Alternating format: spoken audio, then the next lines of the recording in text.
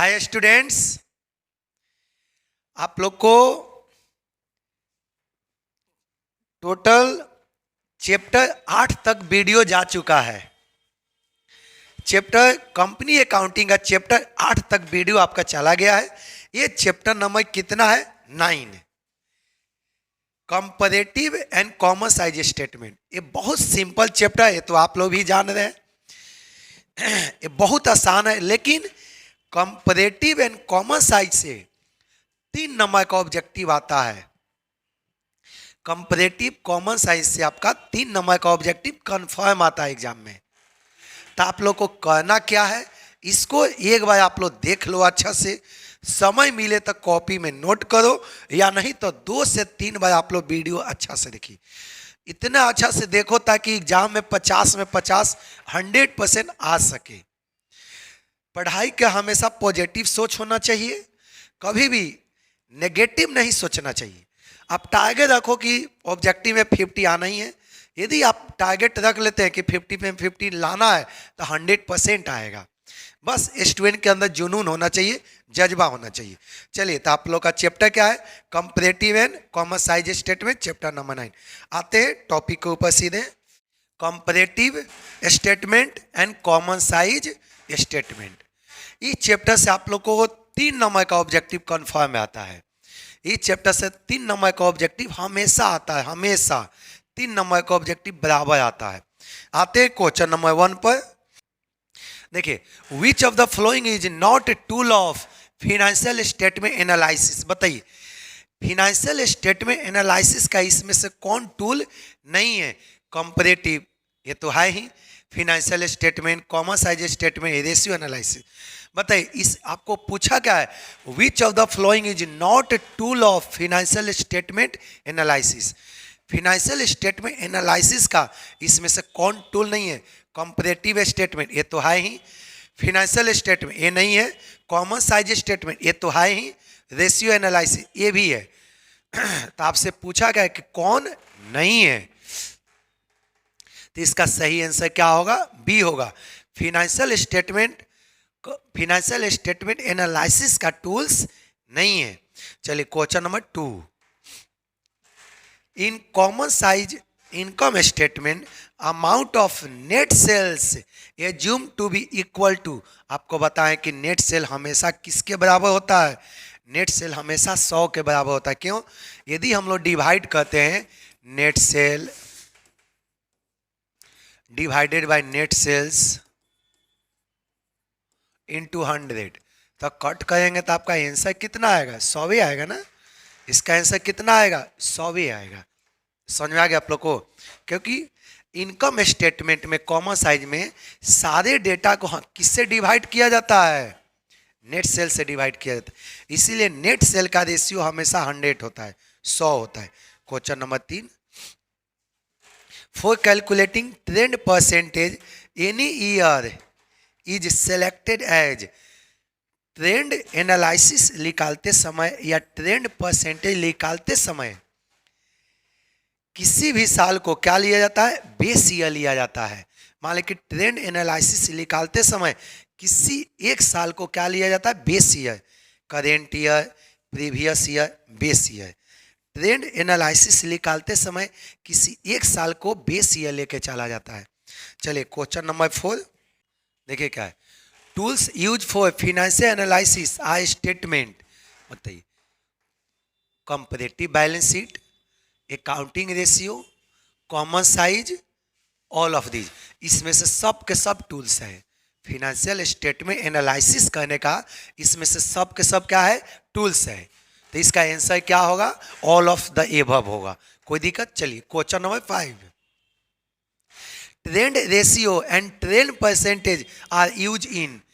Trend ratio and trend percentage are use in, ये कहाँ पर यूज होता है?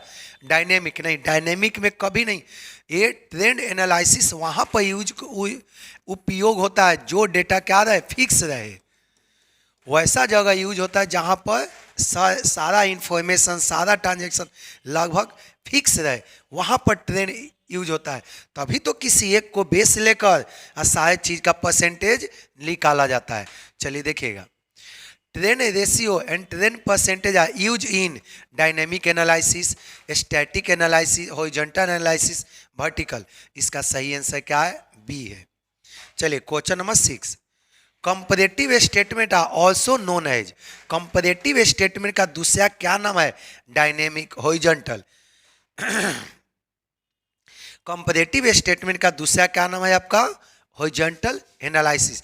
कॉमन साइज को क्या बोलते हैं? डायनेमिक है। चलिए नेक्स्ट क्वेश्चन, क्वेश्चन नंबर 7 देखिए, common size statement are also called. Common size statement को क्या कहते हैं? डायनेमिक। आगे देखिएगा, vertical analysis, horizontal analysis, external analysis. तो देखिएगा, कॉमन साइज को हम लोग बोलते हैं वर्टिकल एनालिसिस। हम लोग कॉमन साइज को क्या बोलते हैं? Vertical analysis. और जब कंपैरेटिव बोले तो इसको बोलते हैं हॉरिजॉन्टल एनालिसिस। एक ऑब्जेक्टिव कंफर्म आता है, जब कंपैरेटिव स्टेटमेंट बोले तो इसका दूसरा नाम है आपका हॉरिजॉन्टल एनालिसिस। और जब कॉमन साइज स्टेटमेंट का दूसरा नाम क्या है? तो कॉमन साइज स्टेटमेंट का दूसरा नाम है वर्टिकल एनालिसिस। कोई दिक्कत है? बहुत इंपॉर्टेंट ऑब्जेक्टिव है आप लोग के लिए। Comparative financial statement show. Comparative financial statement क्या दिखाता है? Financial position of concern, earning capacity of concern, both of them, non of दी। तो देखिए, ये दोनों चीज को दिखाता है। कंपैरेटिव स्टेटमेंट जब 2 साल के आपस में कंपेयर करते हैं ना, तो ये आपको पोजीशन को भी दिखाता है। पोजीशन मतलब क्या होता है? एसेट्स एंड लायबिलिटी को दिखाता है कि पहले एसेट क्या था, अब एसेट क्या है। ये पोजीशन को भी दिखाता है। दूसरा, अर्निंग कैपेसिटी को भी दिखाता है। इसका मतलब प्रॉफिट, इसका मतलब क्या होता है? Profit and loss. तो ये आपको प्रॉफिट और लॉस को भी दिखाता है। आप लोग ध्यान से पढ़ते रहिए, क्योंकि इस बार के जो टारगेट है ना, दोबारा टारगेट मिलने वाला नहीं है। समय जो एक बार हाथ से निकल जाता है बाबू, वो दोबारा समय कभी नहीं आता है। इसीलिए बोला जाता है कि जो व्यक्ति समय के साथ चलता है ना, वो जिंदगी में कभी पीछे नहीं छूटता है। चलिए आते हैं टॉपिक पर। क्वेश्चन नंबर 9 देखिएगा, sales less cost of goods sold is called. यदि सेल में से कॉस्ट ऑफ गुड्स सोल्ड को माइनस कर देते हैं तो इसको क्या कहा जाएगा? ये तो आपको रेशियो में भी क्वेश्चन बताए हैं। ऑपरेटिंग प्रॉफिट नहीं, नेट प्रॉफिट नहीं, ग्रॉस प्रॉफिट, टोटल प्रॉफिट। इसका सही आंसर क्या होगा? Gross profit. जब सेल में से कॉस्ट ऑफ गुड्स सोल्ड को घटाते हैं तो इसको जो आता है बैलेंसिंग फिगर, उसको किस नाम से जाना जाता है? Gross profit. क्वेश्चन नंबर 10 देखिए, क्वेश्चन नंबर 10 क्या है? सेल्स, देखिए सेल्स रुपी 2 लाख, सेल्स कितने से दिया? 2 lakh. Cost of goods sold 60% of sales. Cost of goods sold कितना है? इसका 60%। इनडायरेक्ट एक्सपेंस 6000, इनडायरेक्ट एक्सपेंस कितना दिया? 6000। Then net profit will be, तो नेट प्रॉफिट कितना होगा? बहुत आसान क्वेश्चन है। देखो, सेल कितना है? 2 lakh, cost of goods sold 60%। चलिए तो इसका यदि 60% निकालते हैं, 2 लाख के आप 60% निकालोगे तो कितना आ जाएगा? देखिएगा 2 लाख आपका सेल है, 2 लाख का दिया है sales, cost of goods sold कितना है? 60%। तो 2 लाख के 60% निकालते हैं तो 6 दूनी 12, कितना आ जाएगा? 1,20,000। कितना आ जाएगा? 1,20,000। इसमें से माइनस कीजिए, कितना आ गया? 80,000। ये जो 80,000 आया, ये क्या आ गया? Gross profit. ये जो 80,000 रुपया आया, ये क्या आया? Gross profit. आपसे पूछा क्या है? Net profit. क्या पूछा है? Net profit. तो देखिए, नेट प्रॉफिट कैसे आएगा? ग्रॉस प्रॉफिट में से इनडायरेक्ट एक्सपेंस को माइनस कर देंगे। ग्रॉस प्रॉफिट कितना है? 80,000।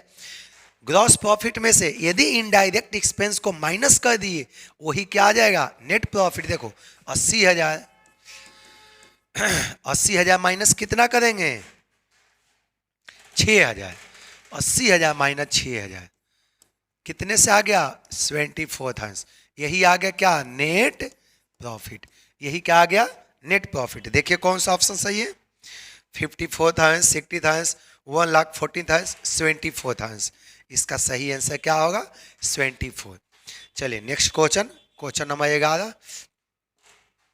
देखिए, in income size balance sheet total equity and total liability assume to equal to, ये किसके बराबर होता है? 1, 10, 100। ये सब आप लोग ऑब्जेक्टिव रट जाओ।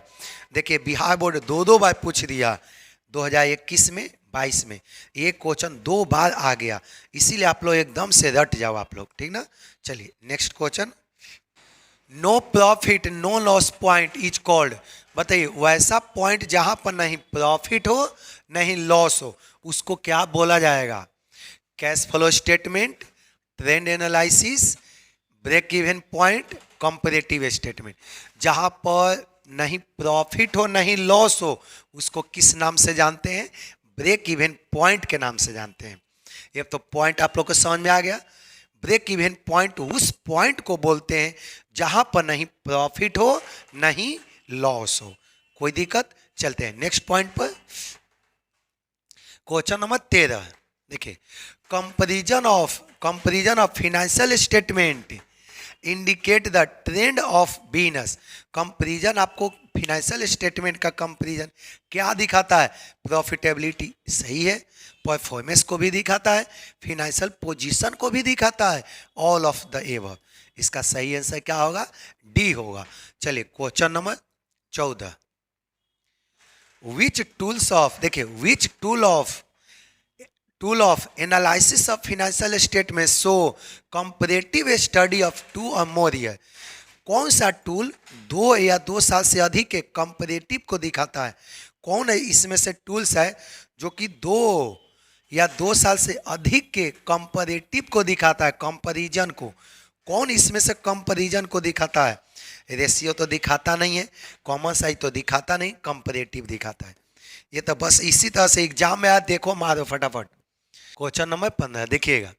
Under which of the following financial statement analysis 100% is taken as a base. किसमें 100% बेस लिया जाता है? And other related items expenses as percentage of base. हमेशा 100% किस में आता है? कॉमन साइज में। हमेशा किस में परसेंटेज आता है? कॉमन साइज में। Comparative common size. इसका सही आंसर क्या? टोटल सेल का निकालोगे परसेंटेज तो 100 आएगा, टोटल लायबिलिटी का भी 100 आएगा, टोटल एसेट का भी 100 आएगा। चलिए क्वेश्चन नंबर 16 देखिए। Question number 16, it is a statement, देखिए it is a statement in which each asset is expressed as percentage to total asset। ये तो कंपैरेटिव है। देखिए क्या बोला, it is a statement in which each assets, बताया है ना, ये हम आप लोग को क्वेश्चन बताते समय लिखे होंगे, परसेंटेज ऑफ ईच आइटम्स। देखिए it is a statement in which each asset is express as percentage to total asset. Comparative में ही टोटल एसेट के, देखिए इसमें कॉमन साइज में टोटल एसेट को बेस लेकर सारे आइटम का परसेंटेज निकाला जाता है। कॉमन साइज स्टेटमेंट में आप लोग को पता है ना, टोटल एसेट के हम लोग बेस लेते हैं। टोटल एसेट्स को हम लोग क्या लेते हैं?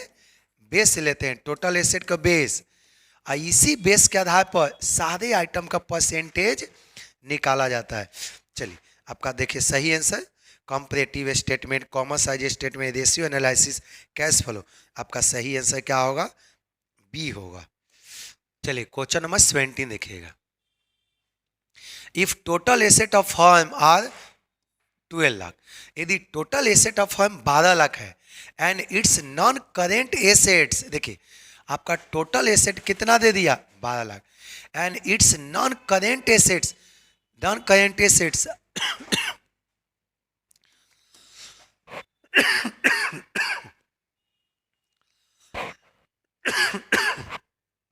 देखिएगा टोटल एसेट कितना से दे दिया? 12 लाख।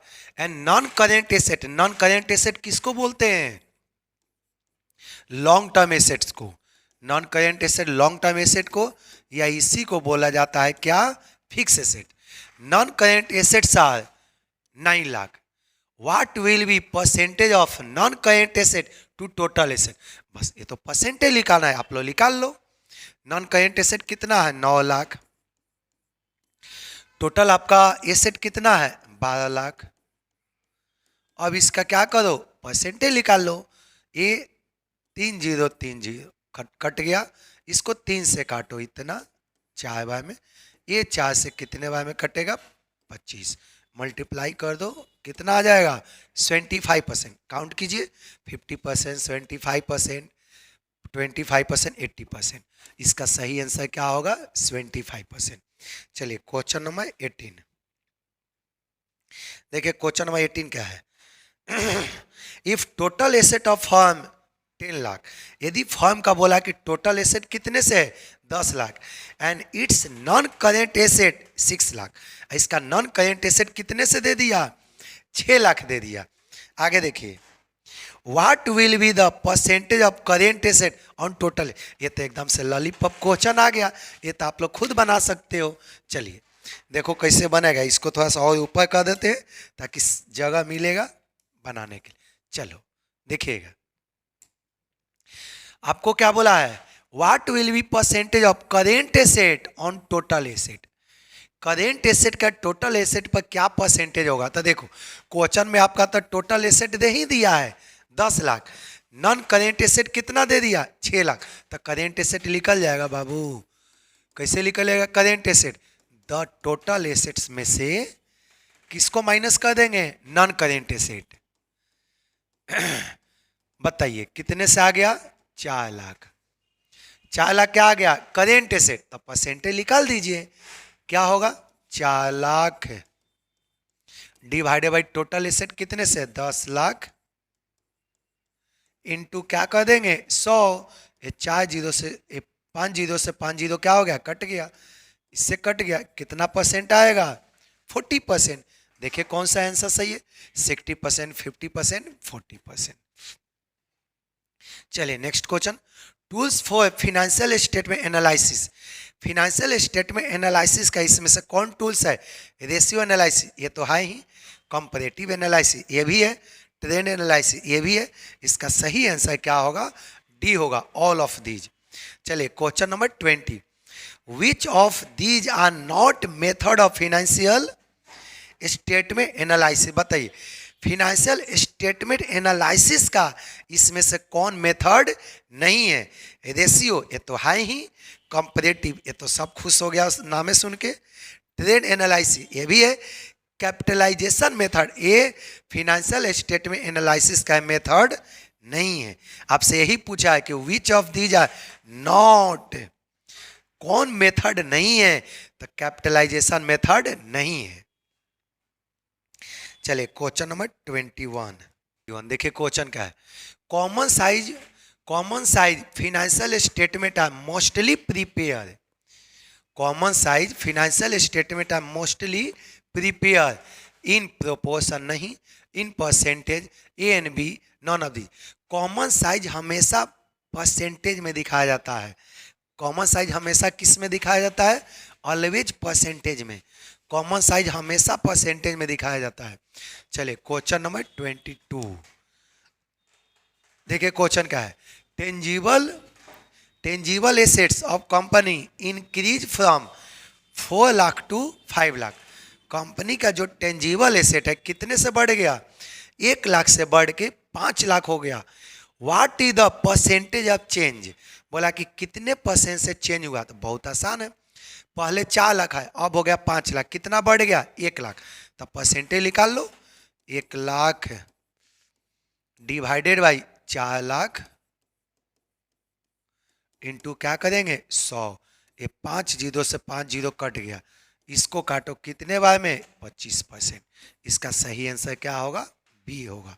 चलिए क्वेश्चन नंबर 23 देखिएगा, fix assets of company are increase from 3 lakh to 4 lakh.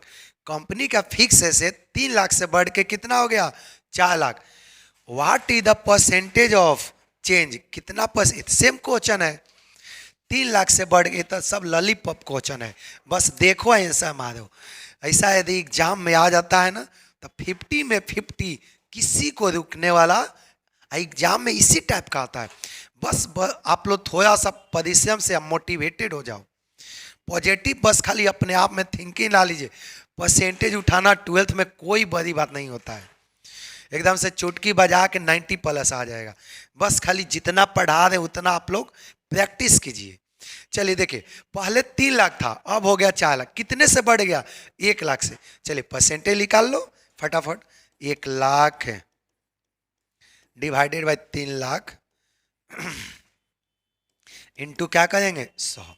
ये 5 जीरो से 5 जीरो कट गया, इससे काटेंगे तो 33.33%।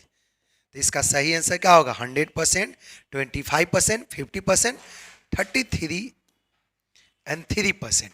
कोई दिक्कत?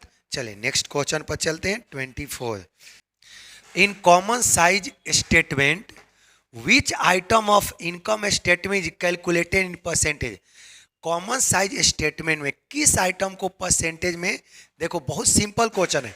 इन common size statement which item of income statement calculated in percentage, इसमें से किसको परसेंटेज में कैलकुलेट किया जाता है? टोटल प्रॉफिट, नेट प्रॉफिट, देखिएगा सेल्स, नेट इनकम, इसमें से किसको परसेंटेज में कैलकुलेट किया जाता है? टोटल प्रॉफिट को, कि नेट प्रॉफिट को, कि नेट इनकम को, कि सेल्स को?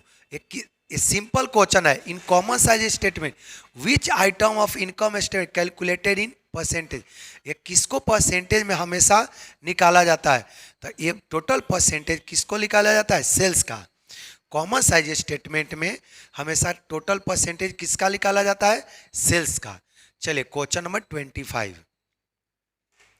इन common size statement the item of asset in percentage is calculated on, किस पर कैलकुलेट किया जाता है? टोटल करेंट एसेट नहीं, टोटल फिक्स एसेट नहीं, टोटल एसेट। हमेशा किसको बेस लेके कैलकुलेट किया जाता है? देखिए कॉमन साइज स्टेटमेंट में जब हम लोग बैलेंस शीट बनाते हैं, बैलेंस शीट, तो हमेशा किसको बेस लेते हैं?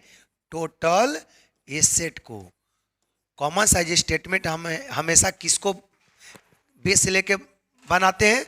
टोटल एसेट के बेस लेके सारे आइटम के परसेंटेज निकाला जाता है।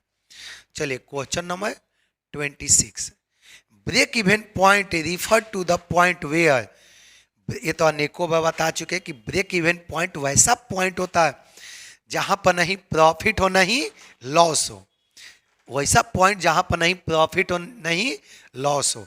चलिए देख लीजिए, total cost are more than, ये बकवास है।